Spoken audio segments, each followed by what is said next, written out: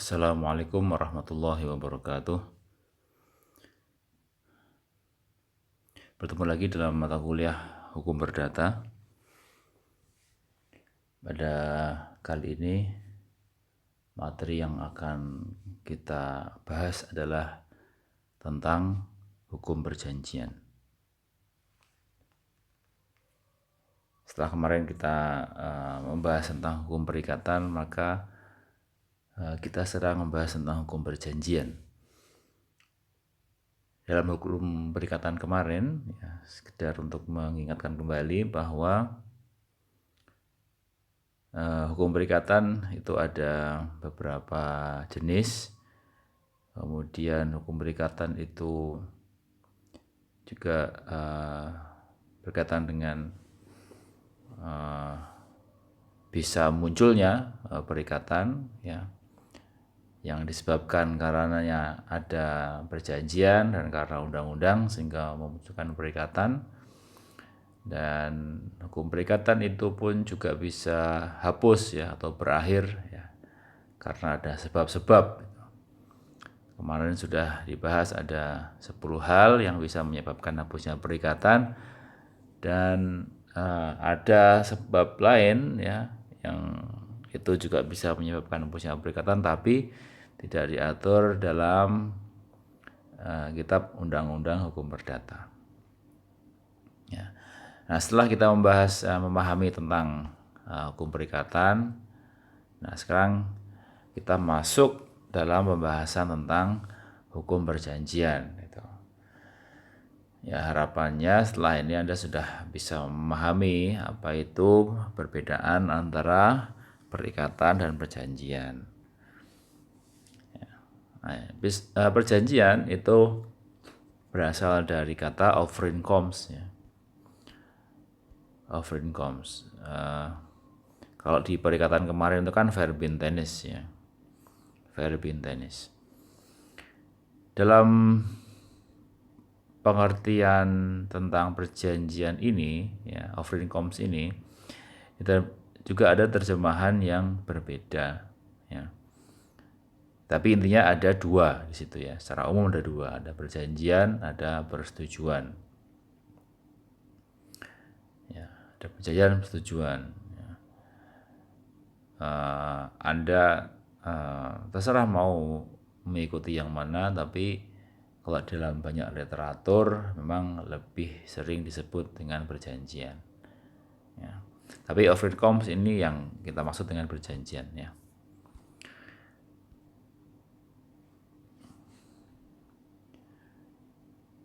Ya, adanya istilah perjanjian ini disebut dengan persetujuan karena ada dua pihak itu setuju untuk melakukan sesuatu hal. Ya. Jadi offering comes diterjemahkan dengan dua istilah, yaitu perjanjian, ya, dan persetujuan. Karena janji itu dikatakan, ya, dapat dilaksanakan, ya, janji itu jika ada persetujuan di antara kedua belah pihak. Intinya begitu. Setuju untuk apa? Nah, secara umum, ya, setuju itu untuk melakukan sesuatu hal. Ya, walaupun ada persetujuan dalam hal yang lainnya, tapi secara umum janji itu ada persetujuan untuk melakukan sesuatu hal. Ya. Jadi kita tetap menggunakan kata perjanjian, ya, untuk menerjemahkan dari offering comes.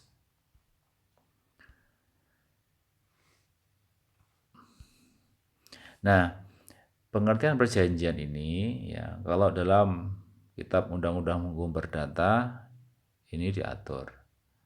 Ya, beda ya dengan perikatan, ya. Perikatan merupakan pasal pertama dalam buku ketiga tentang perikatan. Itu malah tidak menjelaskan mengenai apa itu perikatan. Ya, itu di pasal 1233, ya. Tapi kemudian kita geser ke pasal 1313 KUH Perdata. Di Di situ ada pengertian tentang perjanjian.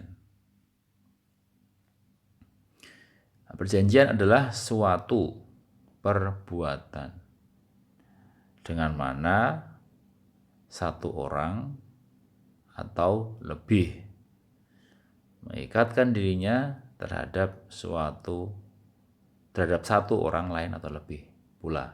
Gitu. Ya. Jadi ini pengertian dalam KUH Perdata. Perjanjian adalah perbuatan dengan mana satu orang atau lebih itu mengikatkan dirinya terhadap satu orang lain atau lebih.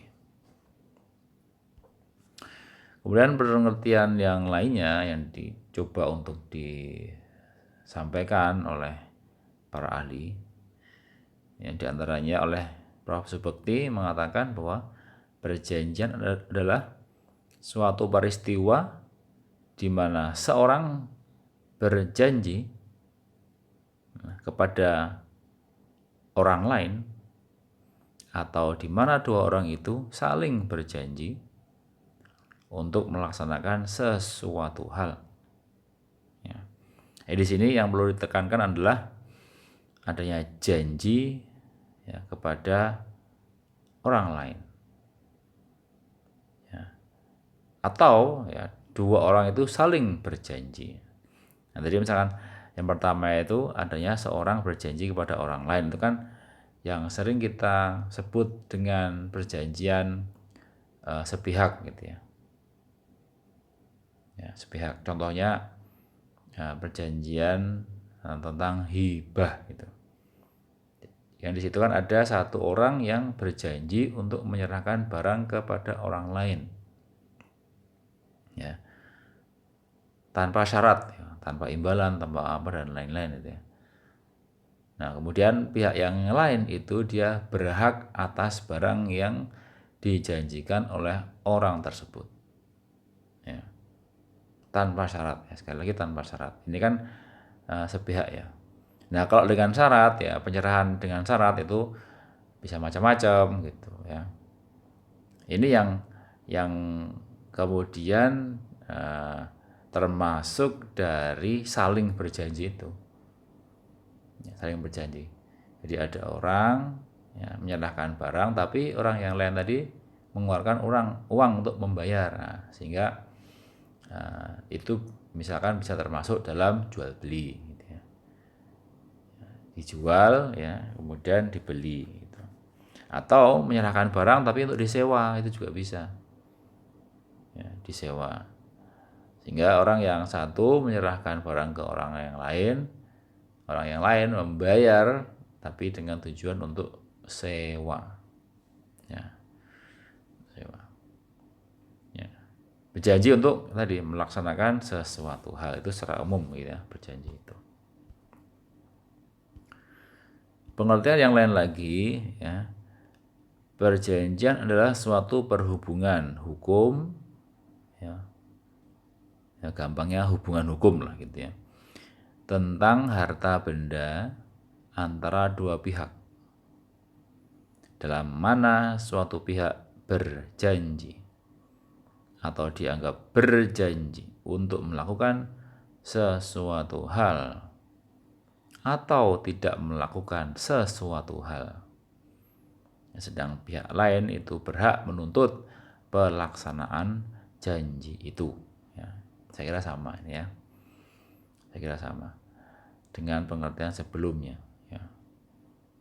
Ada pihak berjanji, satu pihak berjanji, ya, yang lainnya itu berhak untuk menuntut sesuatu pelaksanaan perjanjian itu. Ya, dua pihak. Kenapa dikatakan tentang harta benda gitu ya? Karena secara umum juga yang namanya perjanjian itu ya biasanya berkaitan dengan sesuatu yang dapat dinilai secara ekonomis gitu. Ya. Atau ya segala sesuatunya itu ada nilainya gitu ya, ada bernilai. Secara umum begitu. Sehingga ya di sini disebut dengan yang mengenai harta benda. Kemudian yang selanjutnya ya, perjanjian adalah suatu persetujuan dengan mana dua orang atau lebih saling mengikatkan diri untuk melaksanakan suatu hal dalam lapangan harta kekayaan. Ya, ini juga hampir sama dengan yang sebelum-sebelumnya ya. Tapi 3 dan 4 tadi ada objek yang ditekankan. Kalau yang sebelumnya itu tentang harta benda, nah, yang keempat ini tentang harta kekayaan. Ya, karena sekali lagi biasanya lebih kepada janji itu satu hal yang berkaitan dengan nilai. Ya, nilai. Misalkan berjanji untuk menyerahkan sesuatu, kan ada barangnya, bendanya, ada nilainya. Janji untuk mentraktir sesuatu ada nilainya gitu. Ya, janji untuk mengembalikan sesuatu ada nilainya. Gitu. Maka itulah yang kemudian dimaksud dalam dua pengertian terakhir ini. Nah, sehingga dari beberapa pengertian itu kita bisa simpulkan ya bahwa perjanjian itu ada unsur-unsur sebagai berikutnya. Pertama ada para pihak. Ya, ada para pihak. Ya, 2 orang ya minimal itu, atau 2 pihak minimal dalam suatu perjanjian itu. Kemudian ada persetujuan ya. Ada persetujuan. Setuju ini bisa diwujudkan ya, atau dalam biasanya ditandai dengan kata ya kalau lisan. Kalau tertulis persetujuan itu biasanya ditandai dengan adanya penandatanganan suatu perjanjian.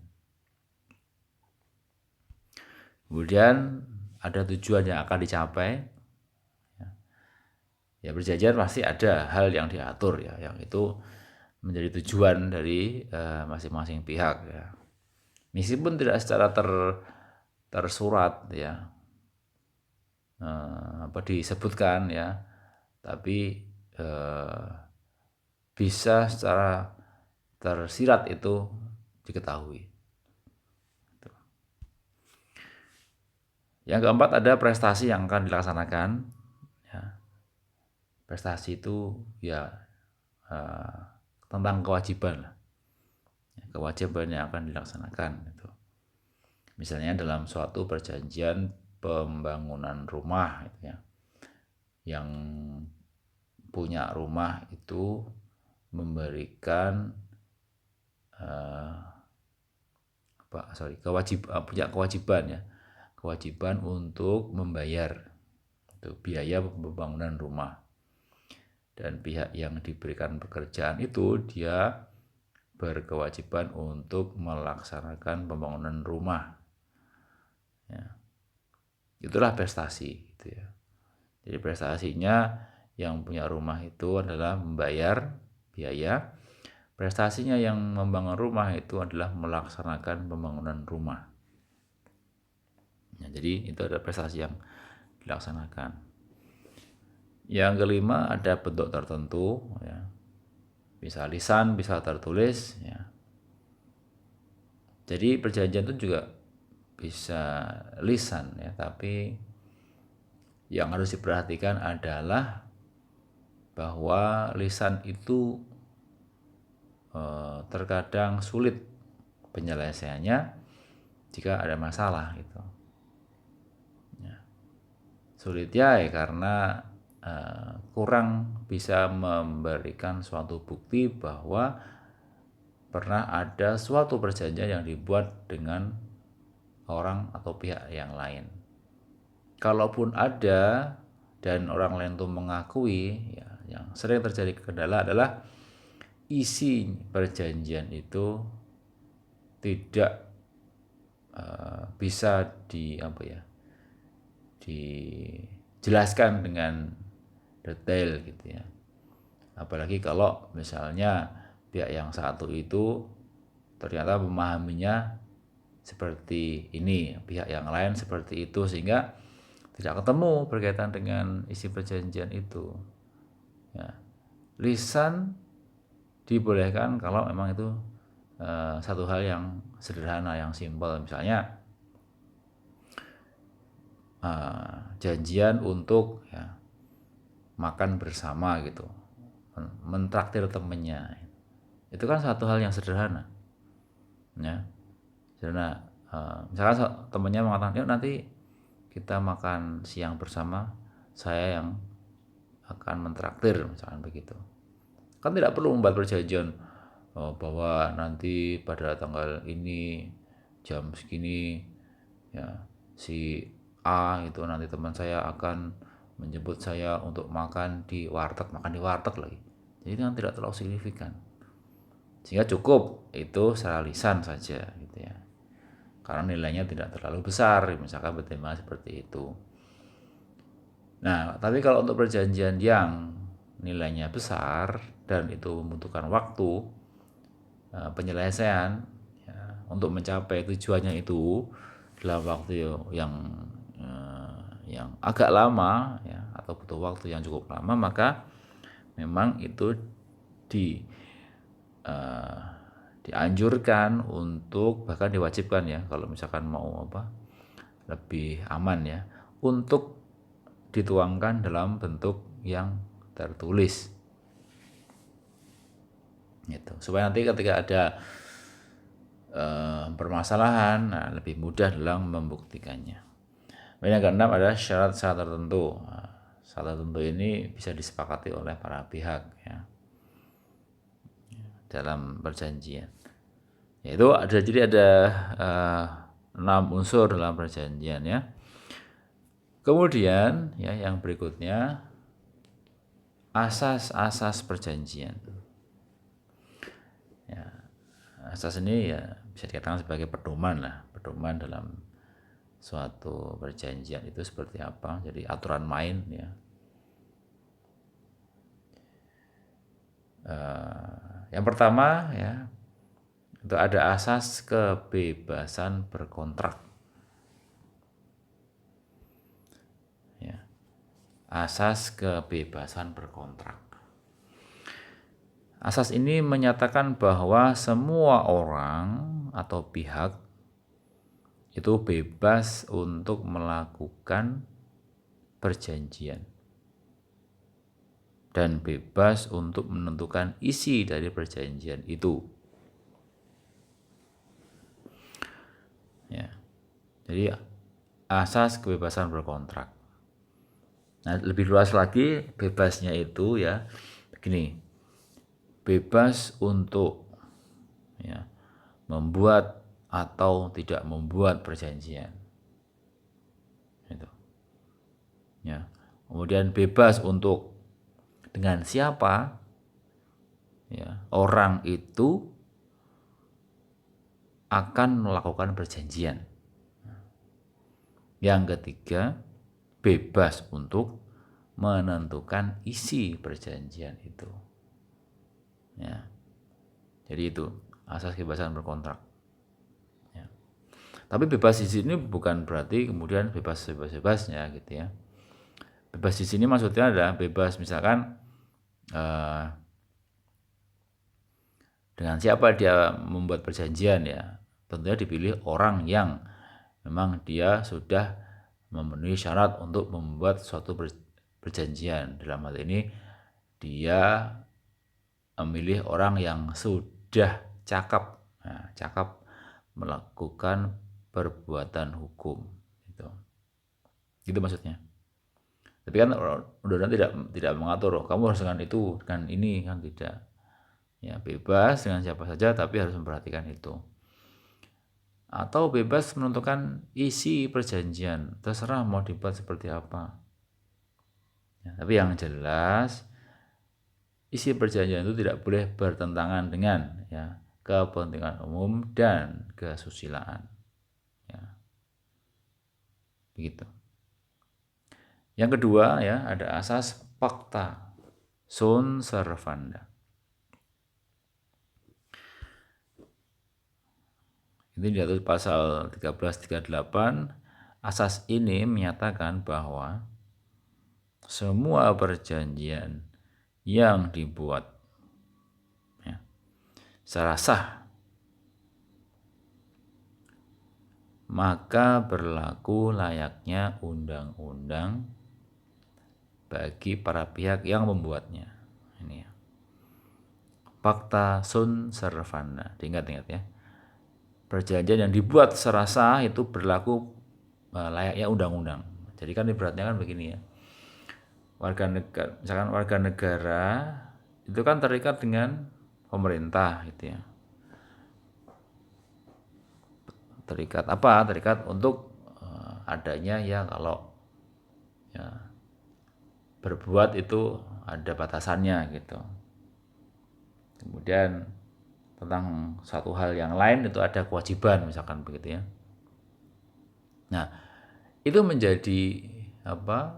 Ada kewajiban itu karena apa? Karena udah undang-undang. Undang-undang yang dibentuk ya oleh pemerintah,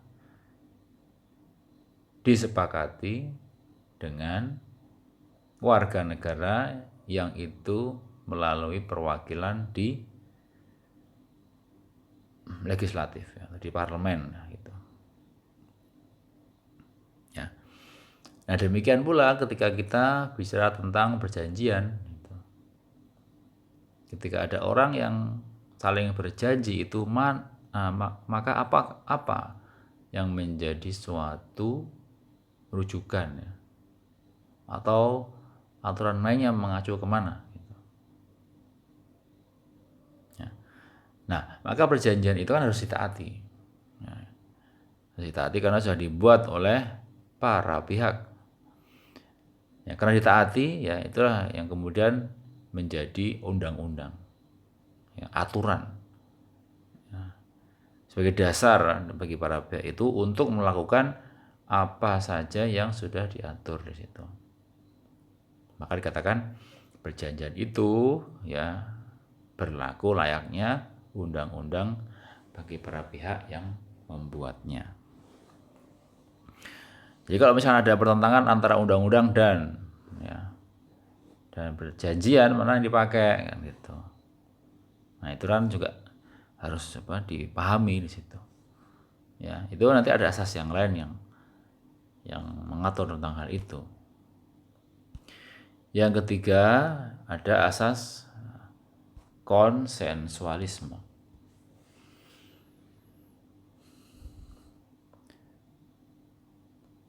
Asas ini mempunyai arti bahwa suatu perjanjian itu lahir sejak detik tercapainya ya, kesepakatan antara kedua belah pihak ya, sesuai dengan pasal 1320. Ya, berarti di sini perjanjian itu muncul atau lahir karena ada kesepakatan ya.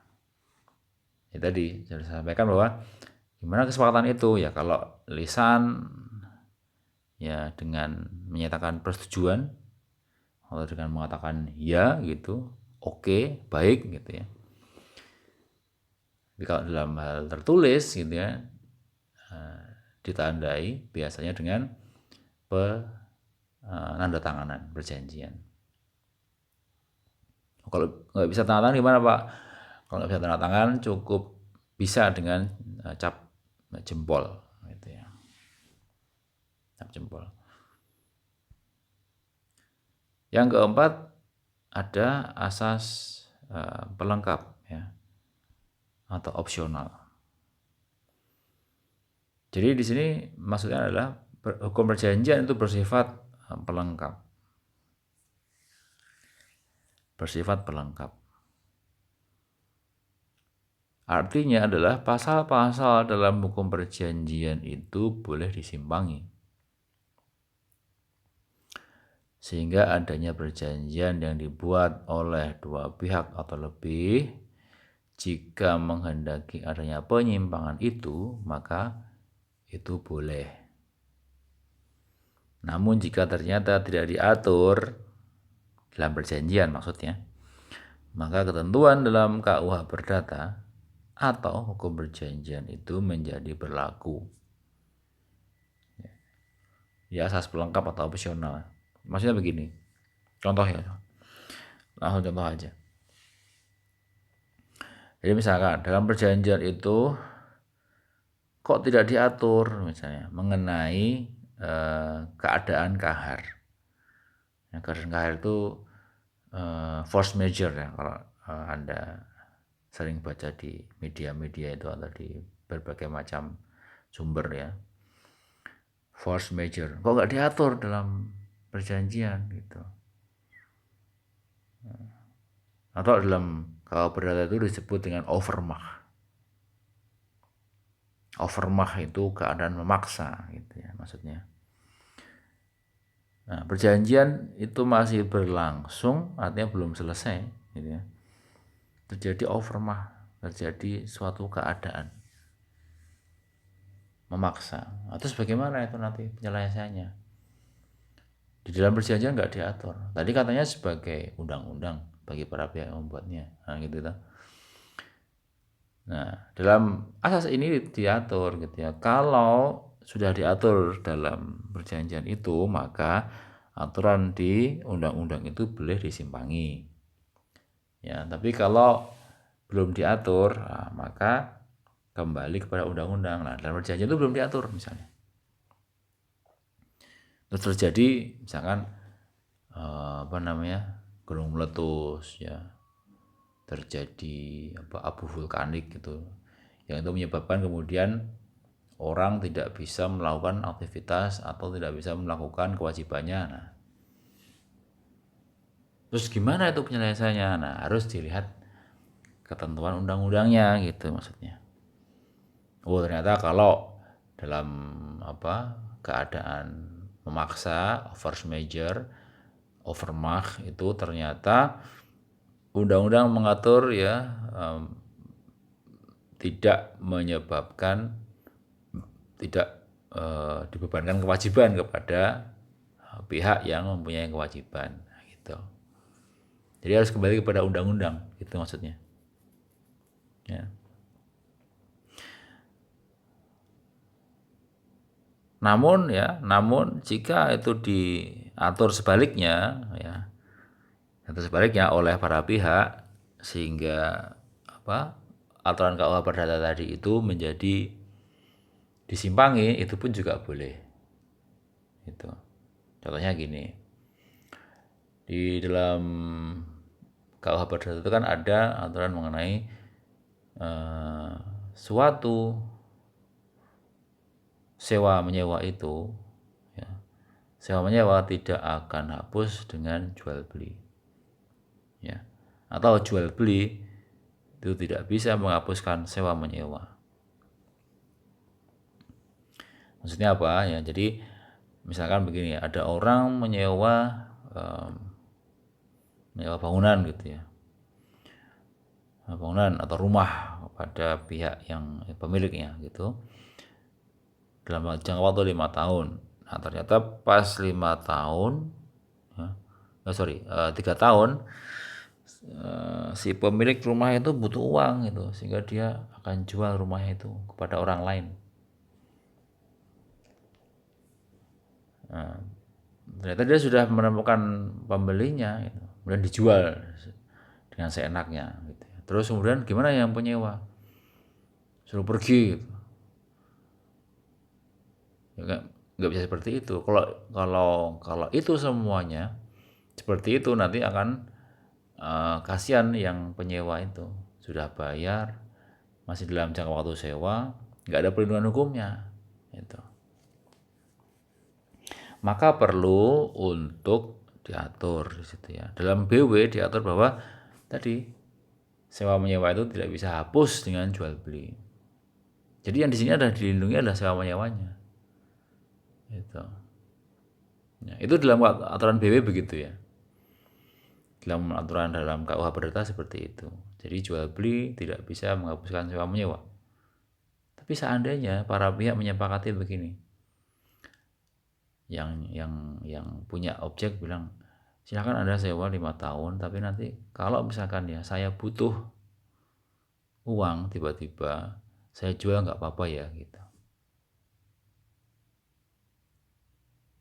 Nah kemudian yang nyewa mengatakan ya nggak apa-apa gitu. Tapi nah ini, tapi tolong nanti uang sewa saya yang belum dilaksanakan bisa dikembalikan. Terus sebagai kompensasinya itu biaya sewa yang belum berjalan bisa diberikan atau dikembalikan kepada pihak penyewa. Itu kan penyimpangan dalam undang-undang. Gitu. Itu seperti itu diperbolehkan. Ya, masih banyak contoh yang lainnya ya yang terkait dengan itu. Nanti kalau ada yang mau tanyakan silahkan. Yang berikutnya ya tentang syarat sah perjanjian.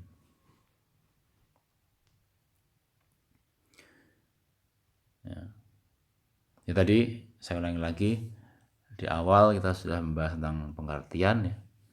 Pengertian perjanjian, ada banyak sekali itu pengertian perjanjian itu. Kemudian kita tarik unsur-unsurnya ya. Unsur perjanjian gitu ya. Ada unsur perjanjian, kemudian ada asas perjanjian. Pengertian, ada unsur, ada asas perjanjian. Ya. Sekarang kita masuk kepada syarat sah perjanjian. Ya. Nah, syarat itu apa? Syarat itu adalah sesuatu hal yang harus ada, gitu ya. Harus ada. Kalau tidak ada, kalau ada perjanjian kok tidak memenuhi syarat sah perjanjian ini, maka bisa ada konsekuensinya, gitu ya. Ada dua hal konsekuensinya itu, ada konsekuensi dapat dibatalkan, ada konsekuensi batal demi hukum. Itu dua hal yang sepertinya sama tapi berbeda sebetulnya itu ya. Dapat dibatalkan dan batal demi hukum. Kita bahas dulu yang pertama, syarat sah perjanjian ya. Yang pertama adalah subjeknya tertentu. Tertentu itu artinya cakap. Nah, cakap untuk membuat perjanjian. Cakap itu ya, dianggap mampu gitu ya, atau sudah mampu. Pada dasarnya semua orang dianggap cakap untuk membuat perjanjian. Kecuali seperti yang ditentukan dalam pasal 1330 ya. Di mana di situ ada perkecualian. Ya. Pertama yaitu orang yang belum dewasa. Di awal pertemuan kita sudah bahas bahwa ukuran dewasa menurut KUH Perdata itu adalah kalau dia sudah berumur 21 tahun atau sudah pernah kawin. Nah, itu ya. Maka kalau ada orang belum berumur 21 tahun, maka dia dianggap belum cakap melakukan perbuatan hukum. Nah, gitu. Kemudian yang kedua, mereka yang ditaruh di bawah pengampuan. Ya. Pengampuan itu kan dalam keadaan dia misalkan sedang terganggu jiwanya, sedang gila gitu ya, maka ada pengampunya. Ada yang jadi dia dewasa, umurnya sudah dewasa, sudah lebih dari 21, tapi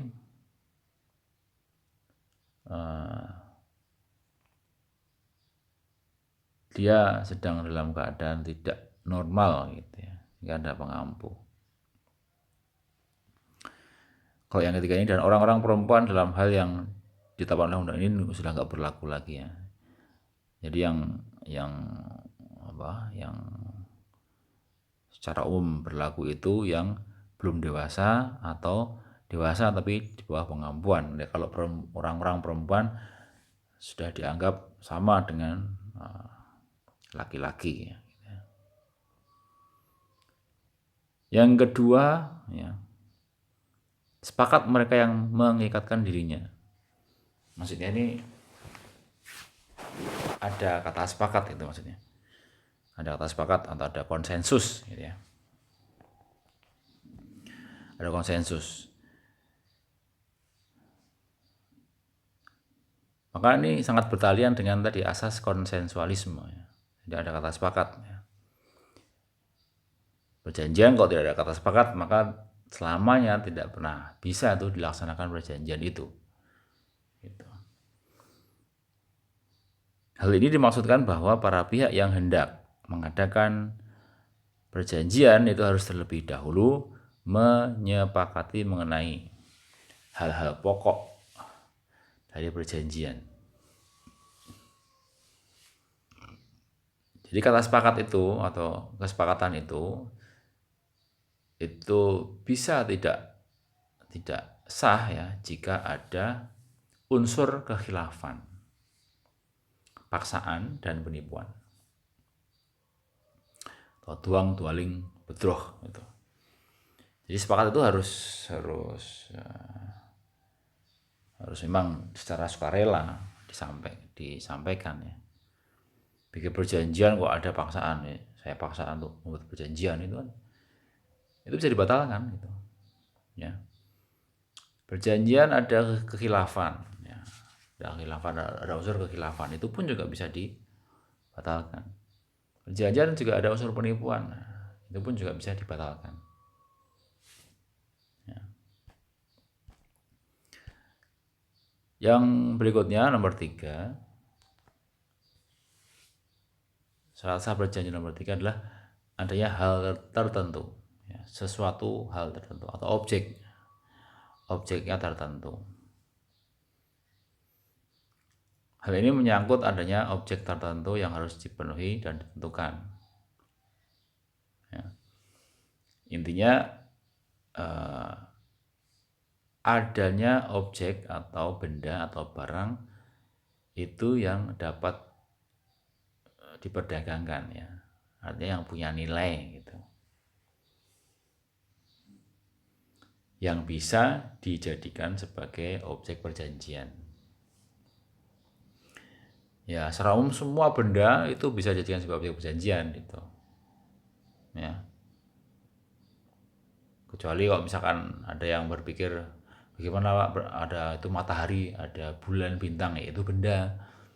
Tapi kan itu tidak bisa dijadikan sebagai objek ya. Karena tidak ada bisa dimiliki gitu.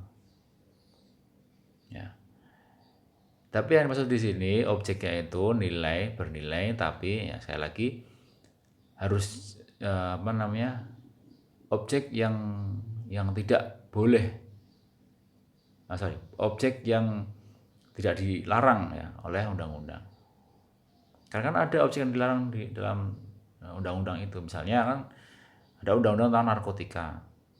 Ini itu mengatur tidak boleh menggunakan sabu-sabu atau ganja gitu. Ada perjanjian kok jual beli ganja gitu misalnya. Kan secara aturan tidak boleh gitu.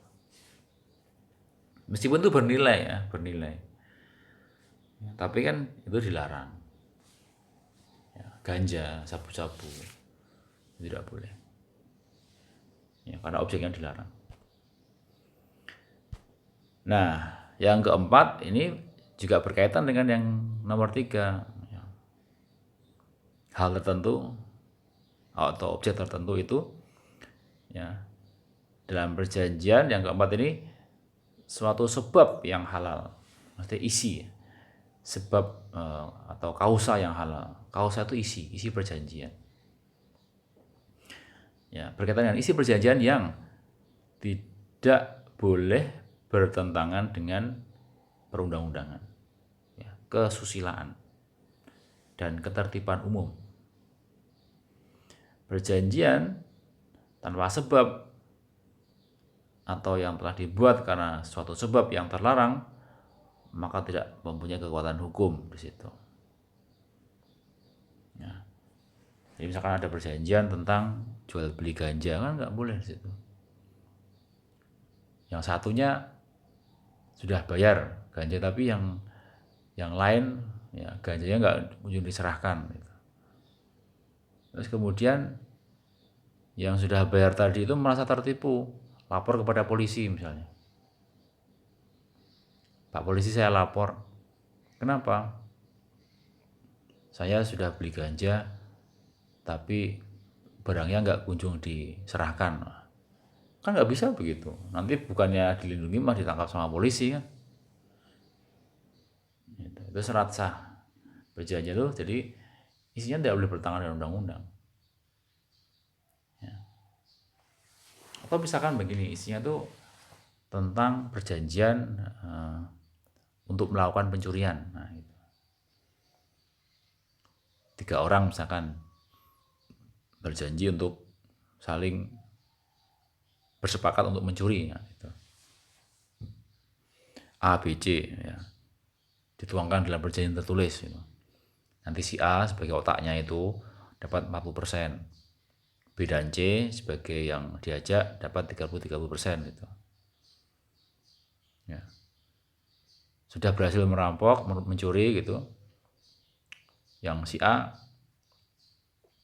tidak memberikan hak sepenuhnya kepada B dan C. B dan C kemudian marah, lapor polisi, kan nggak bisa begitu. Nanti bukannya dilindungi oleh polisi, malah dia ditangkap oleh polisinya, oleh penyidik gitu ya. Nah begitu. Jadi isinya itu dalam perjanjian adalah isinya yang objeknya yang jelas, dapat diperdagangkan, punya nilai, dan tidak bertentangan dengan undang-undang. Karena ini berkaitan dengan syarat yang keempat, yaitu adanya kausa yang halal, atau isi perjanjian itu adalah yang tidak bertentangan dengan undang-undang, ketertiban umum, dan kesusilaan. Nah, tentang syarat sah perjanjian ini, maka tadi yang 1 dan 2, ya, syarat nomor 1 dan nomor 2 disebut sebagai syarat subjektif. Tadi 1, 2 apa? 1, 2 itu terkait dengan 1 dengan cakap ya. Cakap melakukan perbuatan hukum, artinya dewasa atau tidak dalam pengampuan ya, dan juga kata sepakat ya. Seandainya perjanjian itu dibuat oleh orang yang belum dewasa ya, atau perjanjian itu dibuat adanya paksaan, nah gitu, maka berakibat perjanjian itu dapat dibatalkan. Itu konsekuensi hukumnya ya. Jika satu perjanjian tidak atau dilakukan oleh orang yang belum dewasa, atau di bawah pengampuan, atau ada paksaan. Nah, dapat dibatalkan itu apa? Dapat dibatalkan itu artinya adalah perjanjian itu bisa menjadi batal ya seandainya diupayakan oleh satu pihak atau dua belah pihak gitu. Di dalam KUH Perdata disebutkan bahwa pembatalan itu bisa dilakukan di muka hakim katanya gitu. Tapi saya kira kalau misalkan dapat dibatalkan itu langsung dikonfirmasi kepada pihak, oleh para pihak ya, dan para pihak setuju, sepakat, sudah, sepertinya tidak perlu ke hakim ya, cukup disepakati oleh para pihak, itu sudah cukup. Yang berikutnya syarat nomor 3 dan nomor 4 ya, yaitu nomor 3 tentang objek ya, objek tertentu. Yang keempat itu tentang isi perjanjian. Nah, seandainya objek perjanjian itu tidak ada dengan objeknya, atau objeknya itu bertentangan dengan undang-undang kan gitu ya, seperti tadi contohnya jual beli ganja atau sabu-sabu gitu nanti, atau trafficking gitu ya, itu ya karena objeknya bertentangan dengan undang-undang atau perjanjian kok tidak diketahui objeknya dengan jelas ya, maka isinya perjanjian pun ya itu juga tidak bisa dilindungi oleh undang-undang, tidak bisa dipaksakan, ya, maka di sini konsekuensi hukumnya adalah batal demi hukum. Ya. Batal demi hukum itu artinya adalah otomatis batal, otomatis perjanjian itu tidak ada gitu, tidak ada. Tanpa adanya suatu upaya maka otomatis batal. Ya, jadi beda yang pertama adalah kalau yang pertama itu kan objeknya ada, isinya tidak bertentangan dengan undang-undang, tapi ya, subjeknya itu bermasalah karena tidak sesuai dengan aturan yang ada. Maka di sini konsekuensinya adalah dapat dibatalkan. Artinya masih diperlukan upaya untuk bisa dilakukan upaya pembatalan. Tapi kalau yang ketiga dan keempat itu tidak ada syarat tentang objek dan si perjanjian, maka konsekuensinya adalah batal demi hukum, artinya adalah otomatis itu batal.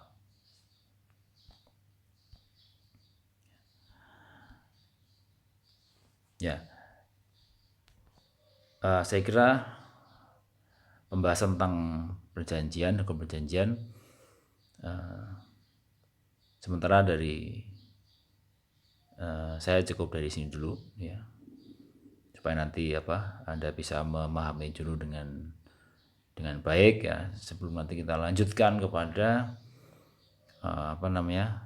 apa itu bahan prestasi, apa itu risiko dan lain-lain, dan juga jenis-jenis perjanjian. Ya. Demikian yang bisa saya sampaikan terkait dengan hukum perjanjian. Ya, terima kasih atas perhatiannya. Assalamualaikum warahmatullahi wabarakatuh.